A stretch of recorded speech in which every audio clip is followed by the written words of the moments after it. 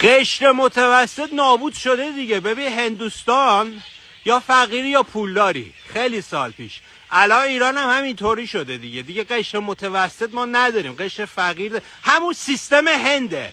خب حالا نکته، حالا این سیستم که سیستم هنده، پس یه سیستم، من مثال دارم میزنم، هندا بیشتر صحبتهای من مثاله.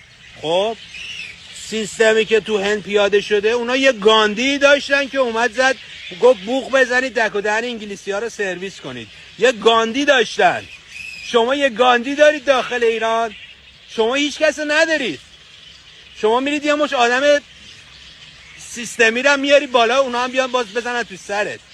یه نفر مثل گاندی یا یک نفر مثل چکوارا، یک ناجی و یک منجی میخوای که اون بیا صحبت کنه و شما اتحاد داشته باشی عمل کنی و در اون لول نیستید شما هنوز.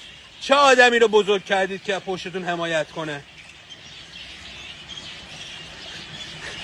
شما یه نفر رو میخواد که مسیر رو بهتون نشون بده و اینم یه اتحاد خیلی بالایی میخواد که بتونید این کار رو بکنید و برای همین این شکلیه دیگه. آدمش هم هست.